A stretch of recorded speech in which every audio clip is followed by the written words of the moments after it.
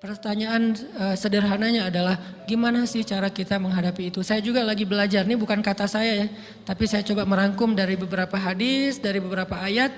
Mudah-mudahan ini jadi semacam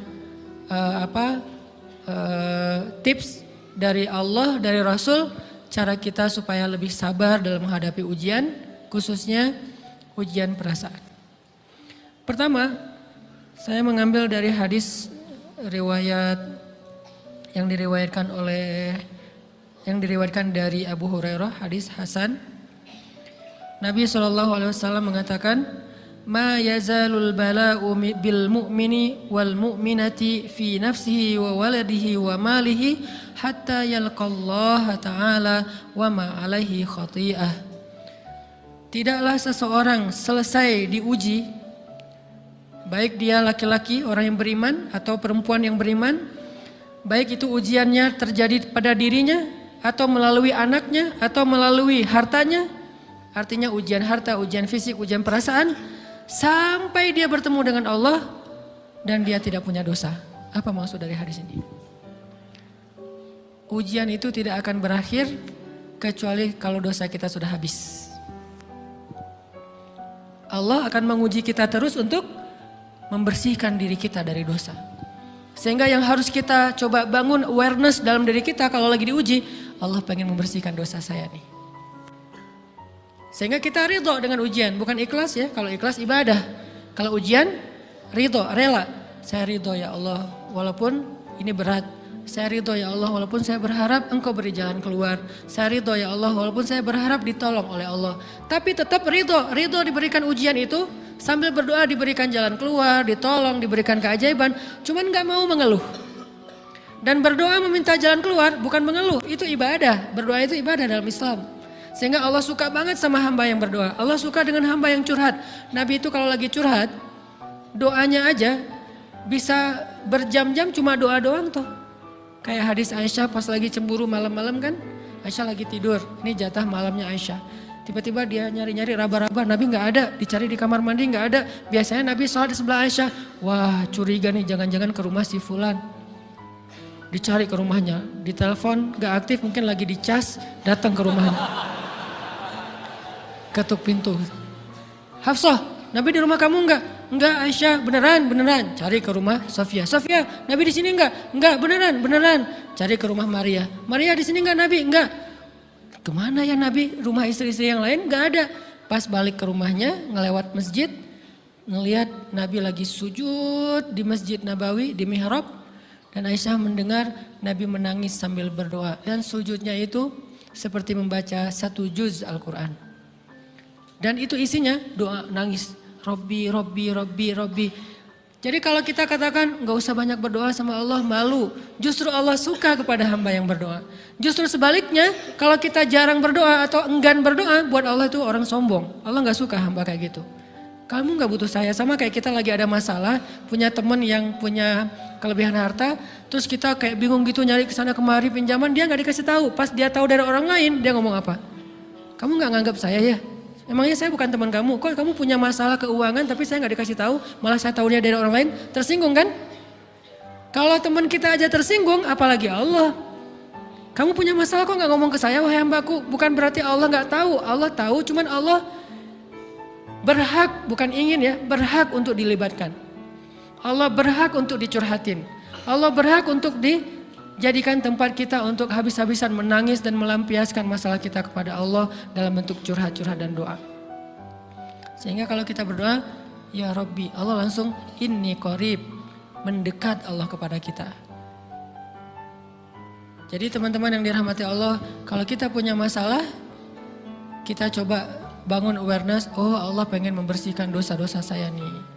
Terus kita berdoa, ya Allah bantu saya, ya Allah tolonglah saya, istighfar. Saya kadang-kadang ngerasa nih, kalau ada dosa, ada kesalahan, ada kekeliruan yang saya lakukan misalnya gitu. Kalau saya nggak kuat istighfarnya, bentar lagi akan diuji sama Allah. Ujinya macam-macam, alhamdulillahnya ujiannya masih ketahan. Pasti diuji sama Allah, kalau istighfarnya nggak kuat, taubatnya tuh nggak kuat, langsung diuji sama Allah. Dan saya langsung sadar, oh benar berarti yang tadi ini lagi dihapus sama Allah nih. perkencang lagi, perkuat lagi istighfar. Kenapa? Karena kalau istighfar kita kuat, berarti kan dosa kita dihapus dengan istighfar ya. Otomatis ujian kita durasinya berkurang. Makin kuat istighfar, makin berkurang. Kalau istighfarnya udah mantap, udah selesai, Allah cabut tuh ujian kita. Diganti dengan kebaikan. Jadi teman-teman, kita coba sadari, oh kalau Allah menguji saya, emang saya banyak dosa. Sebelum kita mencari kambing hitam, nyalah-nyalahin orang lain, sebelum kita marah kepada orang lain, kadang wajar kita marah kepada orang lain gara-gara ucapannya, komennya, teks dari dia, wajar. Tapi sebelum itu, marah dulu kepada diri kita atas dosa dan kesalahan kita yang baru saja kita lakukan. Atau yang dulu kita lakuin dan belum benar-benar kita tinggalkan. Kalau kita ngerasa banyak dosa di masa lalu sebelum kita taubat, hijrah, berarti mungkin itulah alasan kenapa sekarang kita diuji setelah hijrah. Kenapa agak-agak harus jungkir balik setelah kita hijrah. Kenapa harus sedikit berdarah-darah setelah kita hijrah.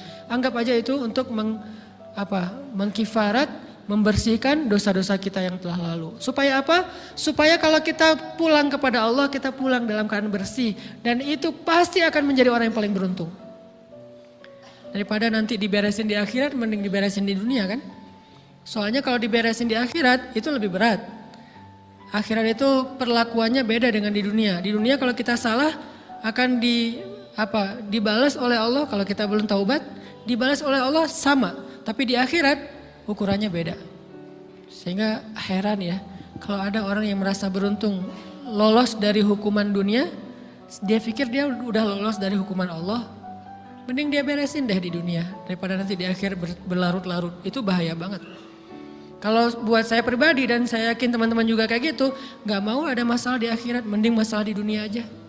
Tapi masalah di dunia juga kita gak mau berlarut-larut, pengen cepat dimudahin sama Allah. Caranya istighfar. Tidaklah Allah memberikan kepada kita ujian kecuali salah satu alasannya pengen menghapuskan dosa. Idza kathurat dzunubul 'abdi walam yakun lahu min amalin liyukaffiraha fabtalahu Allahu bil hazan liyukaffiraha. Kalau seorang hamba banyak dosa dan dia nggak cukup amal untuk mengkifarat dosa-dosanya, Allah akan menguji dia dengan rasa sedih, dengan rasa kecewa, dengan rasa berat, sakit hati untuk mengkifarat dosa-dosanya. Itu yang kita bangun, sehingga kalau ada masalah sama orang lain, kita memperbaiki diri dulu. Bukan sibuk dengan kesalahan dia terus menerus yang gak mau kita maafin. Misalnya ada teman kita nih, jadi clash sama kita. Hal pertama yang kita bangun, astagfirullahaladzim saya banyak dosa nih. Tapi kan yang salah dia, ya tapi mungkin dia gak akan mengatakan kalimat itu, gak akan bersikap kayak gitu kalau kita gak punya dosa. Allah sengaja mengutus dia untuk menguji kita lewat kata-katanya, lewat perilakunya, karena kita punya dosa. Jadi penyebab pertama diuji itu bukan teman kita yang salah, itu penyebab kedua. Memang dia salah dan itu harus kita akui, realistis lah. Dia salah, dia nggak pas, dia nggak bijak, dia apa. Oke, tapi yang mentakdirkan dia salah kepada kita, Allah Subhanahu Wa Taala. Kenapa Allah takdirkan gitu? Karena kita masih punya banyak dosa. Allah kirim kita ujian, bisa manusia, bisa alam, bisa dalam diri kita sendiri. Itu semuanya adalah cara Allah untuk menguji kita dan membersihkan dosa-dosa kita. Ini yang kita bangun pertama. Yang kedua, kata Nabi di dalam hadis Bukhari, "May yuridillahu bihi khairan." Yang terkenal kan yufaqihu fiddin, itu yang terkenal. Ternyata ada dua modelnya. Ada may yuridillahu bihi khairan yufaqihu fiddin. Siapa yang Allah pengen kasih dia kebaikan kebaikan, Allah akan buat dia mengerti halal dan haram. Itu berarti Allah sayang sama dia. Ini satu model hadis. Ada model yang kedua, mirip redaksinya. May yuridillahu bihi khairan yusib min. Hadis Bukhari. Siapa yang Allah pengen ngasih dia kebaikan, Allah uji. Hah? Kok gitu caranya? Ternyata kayak gitu rahasianya. May yuridillahu bihi khairan, may yuridillahu bihi khairan, siapa yang Allah pengen ngasih dia kebaikan, Allah kasih dia musibah atau ujian. Kenapa bisa seperti itu Ustaz? Fa inna ma'al usri yusra, Inna ma'al usri yusra. Seolah-olah Allah bilang di dalam ayat itu, kalau kalian mau dapat kemudahan, biasanya lewatnya kesusahan dulu. Kalau kalian pengen dapat keberuntungan, biasanya dapatnya kerugian dulu. Tapi keberuntungan dan kerugiannya pasti gak sebanding. Keberuntungannya jauh lebih besar daripada kerugiannya. Kerugian itu kayak modal doang, DP. Jadi kalau kita mau dapat kejutan dari Allah, Allah kasih kita DP. DP-nya apa? Ujian. DP-nya musibah. DP-nya rasa gak nyaman. Itu DP tuh. DP terhadap apa? DP dari Allah terhadap hadiah-hadiah besar yang Allah pengen ngasih ke kita setelahnya. Cuman banyak orang yang menolak DP ini. Sama kayak kita misalnya. Kalau kita mau ngasih dia hadiah, kita kasih dia kayak kejutan dulu. Dia lagi ulang tahun nih, disiram air dulu. Setelah itu dikasih hadiah-hadiah yang mahal. Rela gak disiram air demi hadiah? Rela, udah siramin lagi aja. Kalau setelahnya ada hadiah. Yang kita gak rela, kalau setelah disiram, disuruh bersih-bersih sendiri dan gak dikasih apa-apa, kan gak rela tuh. Berarti ini bab iman. Yakin gak kalau Allah tetap ngasih hadiah? Kan sabar dan iman itu ternyata tahu aman, kembar. Kalau kita yakin Allah ngasih hadiah setelah ngasih kita DP ujian, ya kita akan sabar. Gak apa-apa deh, bentar lagi mau dikasih hadiah, digini-giniin juga gak masalah. Dibully, diapain sama Allah, biarin aja. Ya Allah saya sabar, kan bentar lagi mau dikasih hadiah nih. Ini masalah yakin. Tapi kalau kita gak yakin, apa sih maunya Allah gitu kan? Begitu kalimat ini keluar, maka yang muncul setelahnya adalah mengeluh, berputus asa, dan gak akan sabar menghadapi ujian. Ujian, kata Nabi, may yuridillahu bihi khairan, siapa yang Allah pengen kasih hadiah, siapa yang Allah pengen kasih kejutan, siapa yang Allah pengen kasih pertolongan, siapa yang Allah pengen kasih kebaikan, yusib min, Allah akan uji dia dulu. Ini sunnatullah, sehingga kalau kita lagi diuji, yang kita lihat jangan ujiannya, apa setelah itu. Gimana ngelihatnya Ustaz gak kelihatan? Dengan mata hati. Istafti qalbak, tanya kepada hatimu, kelihatan gak? Dengan mata hati. Gimana ngelihat dengan mata hati? Dengan iman, saya percaya Allah pasti ngasih kebaikan setelah ini. Orang Allah sendiri yang ngomong, gak ada satu huruf pun di Al-Quran yang salah. Apalagi satu ayat, apalagi dua ayat. Fa inna ma'al usri yusra, ditegesin lagi. Inna ma'al usri yusra. Tapi usr dulu, baru yusr. Dikasih kesusahan sedikit, dikasih kemudahan yang banyak. Dikasih kesusahan sedikit, dikasih kemudahan yang banyak. Ini yang kita coba bangun tajdidul iman. Bangun memperbaharui yakin. Sehingga ketika kita diuji, sedih, wajar. Mengaduh sedikit bukan mengeluh ya. Kalau mengeluh kan nyalahin Allah. Kalau ngaduh, yang namanya orang dicubit kan itu ngaduh. Tapi kalau apa sih maunya Allah? Nah itu ngeluh. Antara mengadu dengan mengeluh berbeda. Mengadu itu manusiawi. Sedih itu manusiawi. Air mata bahkan bukan hanya manusiawi, itu rahmat dari Allah. Orang yang gak bisa menangis itu yang bahaya. Kalau kita masih bisa menangis, berarti kita masih peka hatinya. Bukankah anak kecil paling sering menangis? Berarti hatinya peka. Siapa lagi selain anak kecil yang paling sering menangis? Cewek. Cowok itu emang gak punya perasaan, makanya jarang nangis. Cewek dikit-dikit nangis, jangan bilang, cemen banget sih nangis apa, cengeng apa. Enggak, karena dia perasaannya lebih peka dari kita. Itulah kenapa Allah menitipkan bayi kepada perempuan. Kalau dititipin ke laki-laki hancur. Di balik kepekaan perempuan, di balik sensitifnya perempuan, di balik perasaannya yang luar biasa, di situ Allah Subhanahu wa taala menitipkan amanah, dia yang paling baik dalam merawat bayinya. Perempuan secara umum mungkin lebih banyak bicara daripada laki-laki ya. Walaupun ada orang yang perempuan pendiam banget, ada yang nggak ngomong sama sekali, misalnya diem-diem aja, ada. Tapi secara umum perempuan lebih banyak berucap daripada laki-laki. Emangnya ini kekurangan? Bukan. Ini kelebihan. Kalau dia berikan itu dalam hal yang tepat. Apa yang tepat? Mendidik anak. Justru karena perempuan banyak ngomong, lebih baik dalam mendidik anak daripada laki-laki. Laki-laki itu kurang mendidik, kurang mengedukasi kepada anak dengan usia tertentu karena dia jarang memahamkan. Salah hanya marah, salah hanya ditegur. Kalau ibunya jelasin gini sebelum tidur ibunya yang ceritain banyak cerita. Saya sendiri ngalamin sering mana seorang ayah sama ibu interaksi sama anak dalam bentuk verbal. Sering ibu. Jadi menangis itu rahmat dari Allah. Gak apa-apa, nangis aja. Dan itu tidak disebut mengeluh. Kamu kok nangis sih? Kan orang Islam harus sabar. Emangnya nangis dengan sabar itu bertolak belakang? Sabar tetap sabar, ya nangis jalan aja terus nangis. Nangis apa pakai nangisnya nggak cuma nangis doang, emotikonnya juga nangis, berderai-derai gitu. Sampai air matanya menggenang gitu kan ya. Boleh lah. Ditambah lagi dengan visual menangisnya, posting bahwa dia lagi tertusuk duri dengan postingan kaktus atau apalah. Dia pengen share ke semua orang bahwa saya sedang sedih. Sehingga nanti ketika ada orang yang menghibur dia dengan sedikit kata-kata yang sabar ya segala macam, wah makin berderai-derai. Itu belum jadi. Kecuali dia keluarkan kata-kata mengeluh, baru dia disebut orang yang banyak mengeluh, berputus asa. Kalau mengaduh wajar. Walaupun ada nabi udah diuji berat gak mau mengaduh, apalagi ngeluh. Zakaria digergaji mengadu aja enggak. Kenapa? Karena kata malaikat kalau kamu mengaduh sedikit aja, maka Allah Subhanahu wa taala akan menghancurkan kaum ini. Dia kasihan kepada kaumnya, enggak mau mengaduh. Satu-satunya orang yang kita tidak boleh mengaduh hanya orang tua. Atau itu mengeluh kalau untuk orang tua. Kalau yang lain enggak disebut mengeluh. Kalau ke teman, malas enggak apa-apa. Jangan sering-sering tapi. Apaan sih? Ke teman boleh. Tapi ke orang tua, saja itu bukan lagi mengadu, itu sudah mengeluh. Khusus untuk orang tua. Kalau di antara manusia.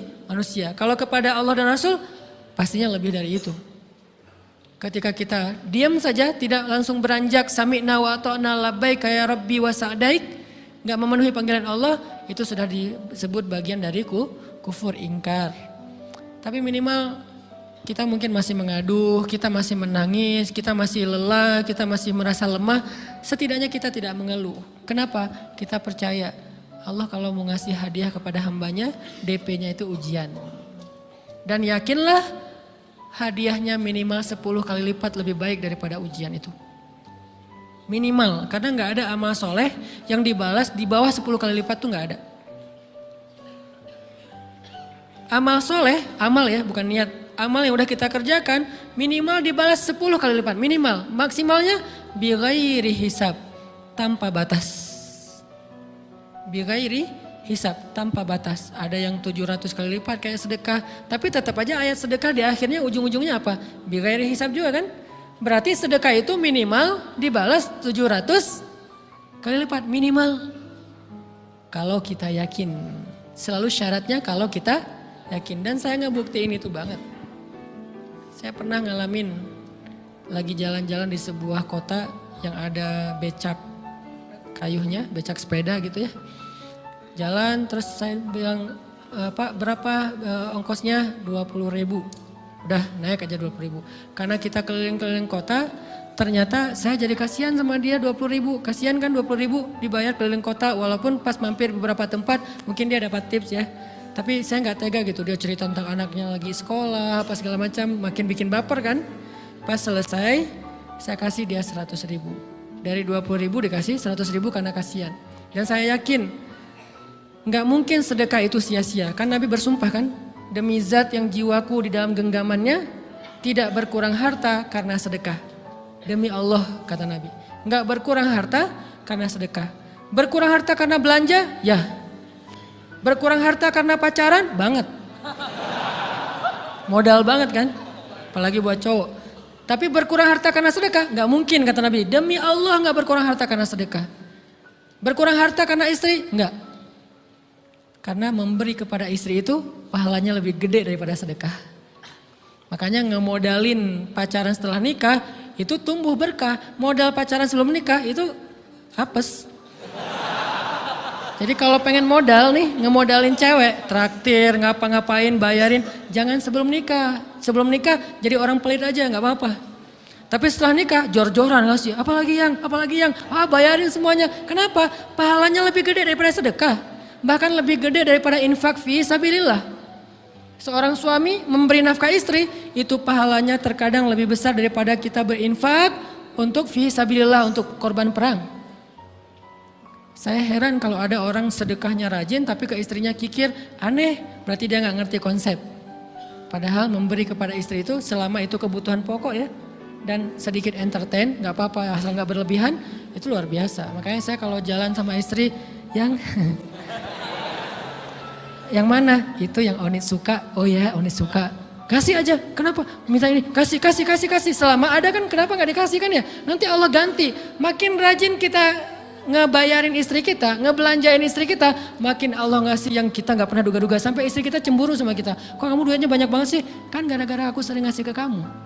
Ya udah sini lain lagi. Mau ditransfer berapa gitu kan ya? Saya ngasih 100.000 ke si bapak.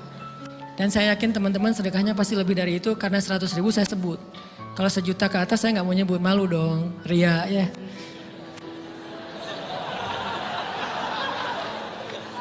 Sebenarnya nggak pernah sih. 100.000 deh, karena kan kecil, saya kasih 100.000. Ternyata begitu saya kasih 100.000 dia doa. Nah ini nih pentingnya sedekah ke orang yang membutuhkan tapi nggak minta-minta, dia tulus. Dia langsung doa, ya Allah Pak mudah-mudahan rezekinya lancar, berkah, bertambah dan segala macam bahagia keluarganya. Doa-doa ini semuanya dikabulkan dalam hitungan hari. Pertama bertambah bahagia rumah tangganya, dapat kecupan dari istri. Dia nganggap suami saya cowok banget sih. Mulai 1 nih. 2, demi Allah selang 15 jam kalau nggak salah karena waktu itu malam, besok paginya ada orang yang ngejar-ngejar saya pengen ngasih hadiah. Ustadz saya pengen ketemu Ustadz. Maaf saya nggak bisa ketemu sekarang lagi rush, lagi tight schedule gitu-gitulah sok-sok gaya nggak jelas gitu ya. Terus Ustadz saya pengen banget ketemu, dia nggak ngomong pengen ketemu apa. Kalau dia bilang mau ngasih duit kan langsung saya prioritaskan kan ya. Berhubung dia nggak ngomong ya udahlah saya sok-sok jual mahal gitu. Tapi yang namanya rezeki kan gimana kita tolak dia datang kan. Saya nolak. Pokoknya sebentar aja 5 menit nggak akan ganggu waktu Ustadz. Ya udah besok pagi ya pas breakfast gitu. Pakai gaya-gaya dikit breakfast. Pas breakfast, oh ya siap Ustadz. Jam berapa? Jam 8. Udah janjian jam 8. Mungkin orangnya nih dengar live streaming, Pak jazakumullah khair jaza. Makasih banyak mudah-mudahan Allah tambahkan rezekinya. Terus beliau besok mau flight ke luar kota jam 8. Akhirnya ngubungin lagi malamnya, Pak Ustadz maaf gak bisa ketemu besok. Karena saya jam 8 itu jadwal terbang. Oh ya udah nggak apa-apa. Senang dong saya nggak jadi ketemu kan. Tahu gitu kan nyesel saya tuh. Senang. Besok pagi jam 6 Pak Ustadz alhamdulillah ternyata penerbangan saya di delay ke jam 11. Allah delay penerbangannya demi ngasih rezeki buat saya. Kan luar biasa kan. Nah, ini hikmah kepedean saya, kegeeran kepada Allah gitu. Di delay demi saya. Kan kadang-kadang GR ya di depan Allah ya. Robbi akroman kan gitu ayatnya. Allah memuliakan saya dengan istighfar tetap. Akhirnya saya bisa ketemu Ustadz. Saya nggak baca WA-nya. Terlambat baca, baru baca jam 8. Dia udah mulai agak putus asa. Kayaknya udah gak mungkin ketemu nih. Jam 8 pas saya baca, ternyata orangnya nggak di delay. Ya udah saya balas, ya udah sekarang saya tunggu ya jam 9 maaf cuma sebentar. Nggak apa-apa Ustadz 5 menit. Datang dia. Datang ngasih apa coba? Ngasih duit 200 juta. Demi Allah, cuman berselang beberapa jam, saya tolak-tolak. Tahu gitu Pak, datang malam ini aja.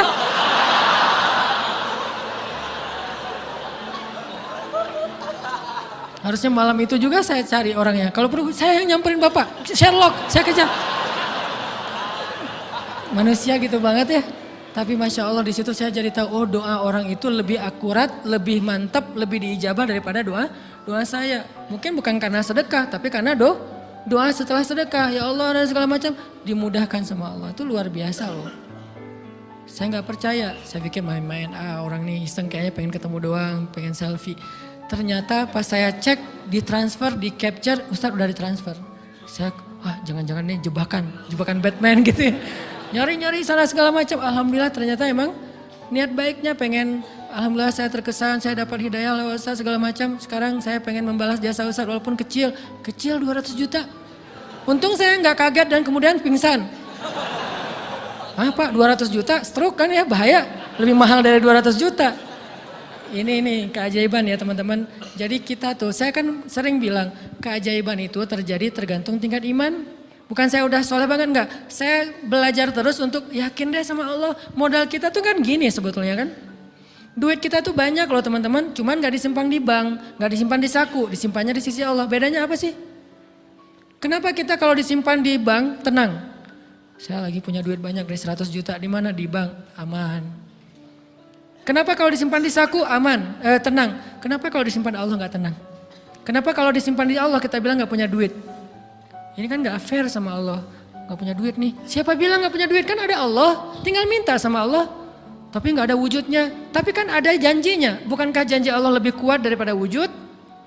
Bukankah iman harusnya lebih mantap daripada sesuatu yang konkret yang kita lihat? Ada duitnya di sisi Allah. Kenapa nggak dikasih? Karena kita belum butuh. Kalau kita yakin duit kita itu ada di Allah, tapi dikasihnya pas kita butuh. Begitu butuh ya Allah, langsung dikasih sama Allah. Itu banget benar-benar terjadi dalam kehidupan kita. Pasti kayak gitu. Tingkat tergantung kita yakin apa enggak.